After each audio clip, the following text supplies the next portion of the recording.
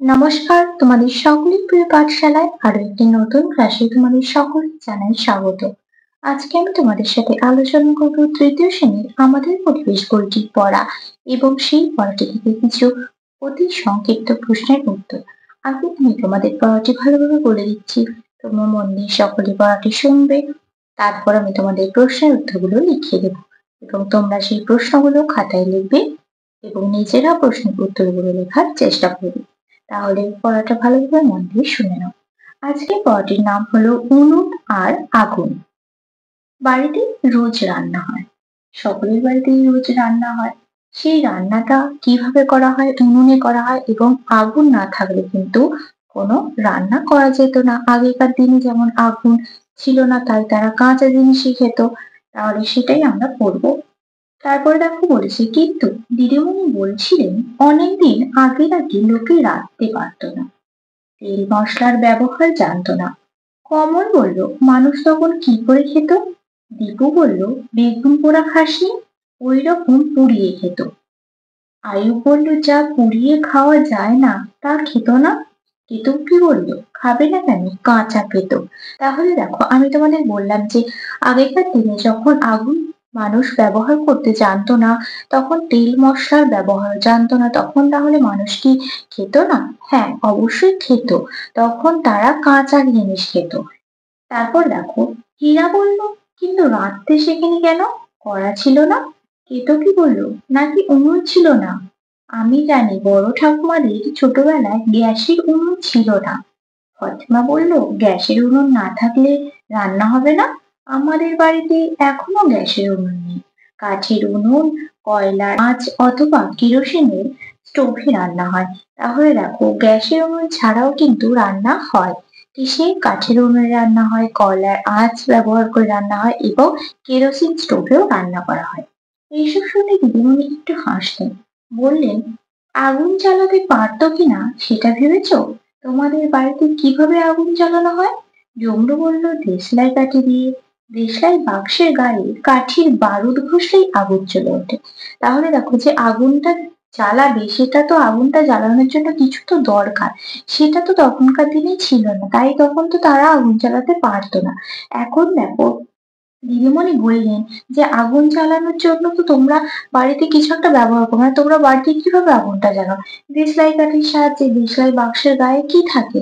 বারুদ থাকে। সেই কাঠি, দেশলাই কাঠিটা দিয়ে বারুদে ঘষলেই আগুনটা জ্বলে ওঠে। বাক্সের গায়ে কি থাকে দেখেছো? নম্র বলল, দেখেছি। বাক্সের গায়েও বারুদ। যেদিকে বারুদ নেই সেদিকে ঘষলেই জ্বলে না।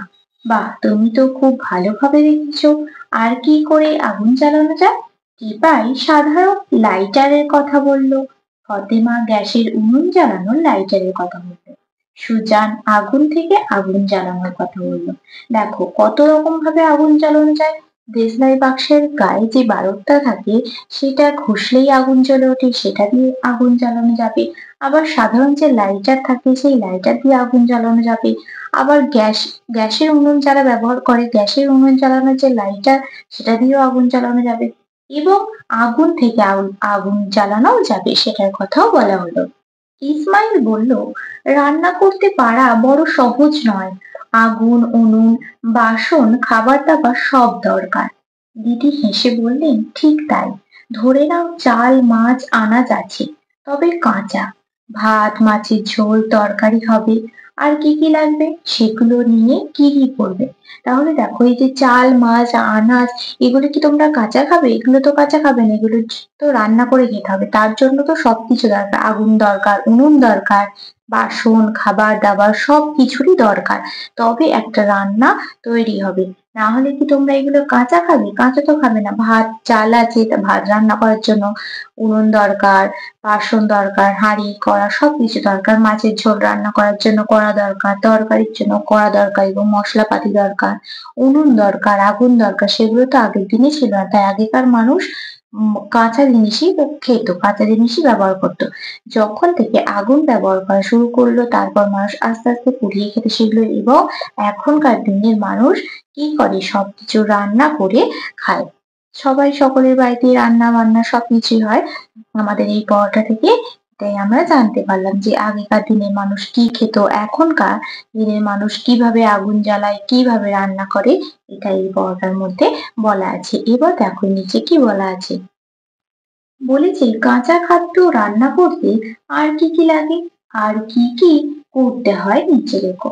কাঁচা জিনিস রান্না করার জন্য আমাদের তো উনুন, বাসন সবকিছুই লাগে। এবার সেই কাঁচা জিনিসগুলো তো আমরা কাঁচা খেতে পারি না, কোনোটা ভাজা, কোনোটা সেঁকা, কোনোটা আবার তরকারি, কোনোটা আবার ঝোল, ঝাল এরকম ভাবেই আমরা রান্না করে খাই। সেটাই তোমাদের এই নিচে লিখতে হবে। কিছু খাদ্যের নাম লেখা আছে, এর থেকে কি তৈরি হবে, কিভাবে তৈরি হয়, ভাজা, সেঁকা নাকি অন্যভাবে, সেগুলো তোমাদের লিখতে হবে। এগুলোই আমি তোমাদের লিখে রেখে দিচ্ছি, দেখে নাও। কাঁচা খাদ্যের নাম: চাল, আটা, ডাল। এর থেকে কি তৈরি হয়? চাল, আটা, ডাল দিয়ে কি তৈরি হবে? ভাত, মুড়ি, রুটি, ডাল, তরকারি এসব তৈরি হবে। তাহলে ভাত, রুটি, মুড়ি, ডাল, তড়কা এইসব তৈরি হবে। কিভাবে তৈরি হবে? ভাজা, সেঁকা না অন্যভাবে? ভাত জলে সিদ্ধ করে হবে। তাহলে লিখে দেবো ভাত জলে সিদ্ধ করে। রুটি কিভাবে? রুটি সেঁকে হবে। রুটি সেঁকে নিয়ে। মুড়ি কিভাবে হবে? মুড়ি ভেজে। ডাল কিভাবে হবে? ডাল ও তড়কা,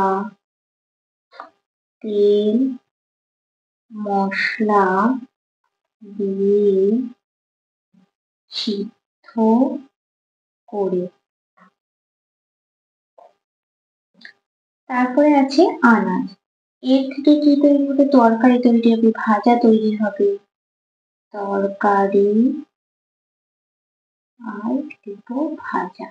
কিভাবে তৈরি হয়? ভাজা না সেঁকা না অন্যভাবে? কি লিখবো? আনাজ, তেল, মশলা জলে সিদ্ধ করে অথবা ভেজে। তারপর আছে দুধ। দুধ থেকে তৈরি হবে ছানা, দই, মিষ্টি তৈরি হবে। কিভাবে তৈরি হবে? ফুটিয়ে ঠান্ডা করে জমিয়ে চিনির রসে ফেলে।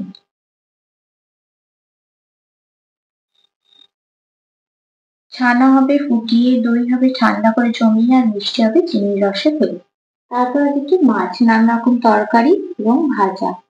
নানা রকম তরকারি আর কি লিখবো? ভাজা। কিভাবে তৈরি হবে? ভেজে, তেল, মশলা দিয়ে রান্না করি।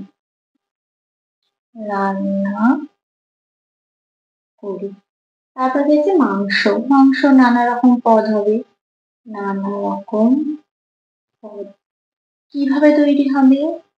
তেল, মশলা দিয়ে কষে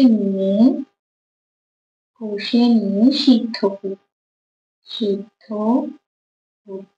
আর এখানে আমি একটা লিখে রাখাচ্ছি ডিম। ডিম হবে ভেজে তরকারি করে, ডিম ভাজা, তরকারি। কিভাবে তৈরি হবে? সিদ্ধ করে বা ভেজে নিয়ে তেল, মশলা দিয়ে কষে নিতে হবে। দেখো এইগুলো কিন্তু এভাবেই লিখতে হবে তোমাদের। তোমরা এইভাবে পরপর লিখে নেবে। এবার এই পড়াটা থেকে কিছু অতি সংক্ষিপ্ত প্রশ্নের উত্তর আমি তৈরি করে রেখেছি, সেগুলোই আলোচনা করিয়ে দেবো, দেখে নাও। উনুন আর আগুন।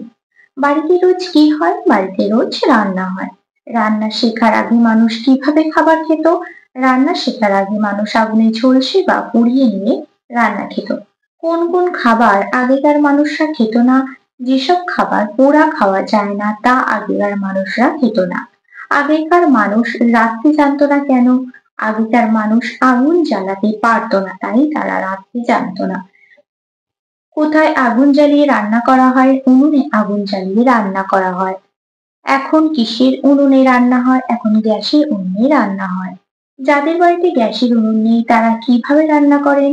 যাদের বাড়িতে গ্যাসের উনুন নেই তারা কাঠের উনুন, কয়লার আঁচ অথবা কেরোসিনের স্টোভে রান্না করেন। আমাদের বাড়িতে কিসের সাহায্যে আগুন জ্বালানো হয়? দেশলাই কাঠের সাহায্যে আগুন জ্বালানো হয়। দেশলাই বাক্সের গায়ে কি থাকে? দেশলাই বাক্সের গায়ে বারুদ থাকে। কিভাবে দেশলাই জ্বালানো যায়? দেশলাই বাক্সের গায়ে কাঠের বারুদ ঘষলেই আগুন জ্বলে ওঠে। আর কি কি দিয়ে আগুন জ্বালানো যায়? সাধারণ লাইটার ও গ্যাসের উনুন জ্বালানোর লাইটার দিয়েও আগুন জ্বালানো যায়। রান্না করা কি সহজ কাজ? না, রান্না করা খুব সহজ কাজ নয়। রান্না করতে গেলে কি কি দরকার? রান্না করতে গেলে আগুন, বাসনপত্র, খাবার দাবার এইসব দরকার। চাল, মাছ, আনাজ এগুলো কি রান্না করা? না, এগুলো কাঁচা জিনিস। আজ থেকে কতদিন আগে গ্যাসের উনুন ছিল না? আজ থেকে ৭০-৮০ বছর আগে গ্যাসের উনুন ছিল না। তাহলে দেখো, এই উনুন আর আগুন পড়াটি থেকে আমি তোমাদের ১৫টি প্রশ্ন উত্তর লিখে আলোচনা করে দিলাম। তোমরা ভালোভাবে বাড়িতে পড়াটি মন দিয়ে পড়বে। তারপর তোমরা প্রশ্নগুলো খাতায় লিখবে, দেখবে নিজেরাই উত্তরগুলো সহজেই পেরে যাচ্ছ। তাহলে আজকের পড়াটি থেকে আমরা কি কি শিখলাম? আগেকার দিনের মানুষ তো রান্না বান্না জানতো না, তখন কি তাহলে মানুষ কিছু খেত না? খেত। যেগুলো মানুষ পুড়িয়ে খাওয়া যায় সেগুলো খেত। এবং তারা কি যেগুলো পুড়িয়ে খাওয়া যায় না সেগুলো কি খেত না? তারা সেগুলো কিছু কিছু জিনিস সেগুলো তারা কাঁচা খেত। তারপর মানুষ আস্তে আস্তে আগুন জ্বালাতে শেখে এবং রান্না বান্নাও শিখতে শুরু করে। আগুন জ্বালানো যায় কি কি দিয়ে আমরা পড়লাম? দেশলাই কাঠির সাহায্যে, গ্যাস জ্বালানোর লাইটারের সাহায্যে, সাধারণ লাইটারের সাহায্যে, এগুলোর সাহায্যে আগুন জ্বালাতে শিখলো মানুষ। তারপর উনুন ব্যবহার করতে শিখলো, স্টোভে রান্না করতে শিখলো। এখন আমরা সকলে গ্যাস ব্যবহার করি, গ্যাসেই রান্না করা হয়। তাহলে দেখো, এই পড়াটা থেকে আমরা এগুলো জানতে পারলাম। তাহলে তোমরা ভালোভাবে বাড়িতে মন দিয়ে পড়বে পড়াটি। যদি তোমাদের কোনো বুঝতে অসুবিধা হয় তাহলে আমাকে অবশ্যই কমেন্ট করে জানাবে। আজকের ক্লাসটি তাহলে আমি এখানে শেষ করছি। খুব তাড়াতাড়ি আরেকটি নতুন ক্লাস নিয়ে আসবো তোমাদের সামনে। যদি তোমাদের আজকের ক্লাসটি ভালো লেগে থাকে তাহলে অবশ্যই লাইক করবে এবং বন্ধুদের সাথে শেয়ার করতে কিন্তু ভুলো না। সকলে সুস্থ থাকবে, স্বাভাবিক থাকবে। সকলকে অসংখ্য ধন্যবাদ জানাই।